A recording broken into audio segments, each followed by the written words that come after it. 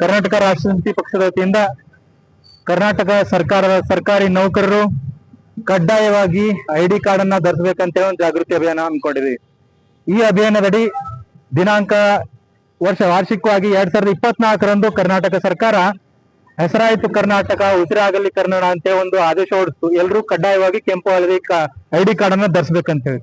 ಅದಕ್ಕಿಂತ ಮುಂಚೆಗೆ ಕರ್ನಾಟಕ ಸರ್ಕಾರ 2019ರಲ್ಲಿ ಕೂಡ ಆದೇಶ ಹೊರಡಿಸ್ತು. ಯಾಕಂದ್ರ ತಾವು ಎಲ್ಲ ಕರ್ನಾಟಕ ಸರ್ಕಾರದ ನೌಕರರು ತಮ್ಮ ಕರ್ತವ್ಯ ಅವಧಿಯಲ್ಲಿ ತಾವೆಲ್ಲರೂ ಕಡ್ಡಾಯವಾಗಿ ಐಡಿ ಕಾರ್ಡ್ ಅನ್ನ ಧರಿಸಬೇಕಂತೇಳಿ ಒಂದು ಆದೇಶ ಹೊರಡಿಸ್ತು. ಆದ್ರೆ ಈ ಯಾವುದೇ ಆದೇಶಗಳನ್ನ ಗಾಳಿಗೆ ತೂರಿ ಈ ಸರ್ಕಾರಿ ನೌಕರರು ಯಾರು ಕೂಡ ಪಾಲಿಸ್ತಾ ಇಲ್ಲ.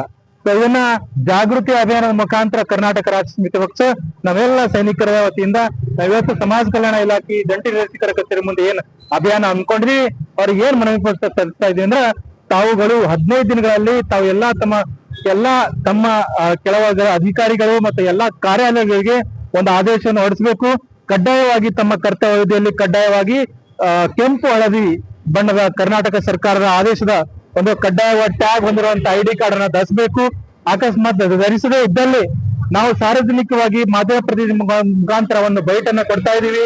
ತಾವು ಎಲ್ಲೇ ಇದ್ರು ಕೂಡ ಕರ್ನಾಟಕ ಸರ್ಕಾರದ ಆದೇಶ ಅಡಿಯಲ್ಲಿ ತಾವೆಲ್ಲರೂ ಕೂಡ ತಮ್ಮ ಎಲ್ಲಾ ಸರ್ಕಾರಿ ಅಧಿಕಾರಿಗಳಿಗೆ ಪ್ರಶ್ನೆ ಮಾಡ್ರಿ, ತಾವೆಲ್ಲಾ ಕರ್ತವ್ಯ ಅವಧಿಯಲ್ಲಿ ಕಡ್ಡಾಯವಾಗಿ ಐಡಿ ಕಾರ್ಡ್ ಅನ್ನ ಹಾಕ್ಬೇಕಂತ ತಾವೆಲ್ಲರೂ ಕೂಡ ಪ್ರಶ್ನೆ ಮಾಡ್ರಿ ಅಂತ ಜಾಗೃತಿ ಮೂಡಿಸ್ತಿದ್ದೀವಿ.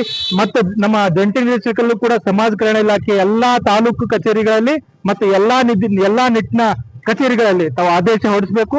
ಅಕಸ್ಮಾತ್ ಆದೇಶ ಕಾರ್ಯರೂಪಕ್ಕೆ ಬರಲಿ ಅಂದ್ರೆ ಇದನ್ನ ಪ್ರತಿಭಟನೆ ರೂಪವಾಗಿ ನಾನು ಮಾರ್ಪಾಡಿಸ್ತೀವಿ ಅಂತೇಳಿ ಕರ್ನಾಟಕ ರಾಷ್ಟ್ರೀಯ ಪಕ್ಷದ ಜಿಲ್ಲಾಧ್ಯಕ್ಷನಾಗಿ ನಾನು ಮಾಧ್ಯಮ ಪ್ರತಿ ಮುಖಾಂತರ ಆಗ್ರಹ ಪಡಿಸ್ತಾ ಇದ್ದೆ.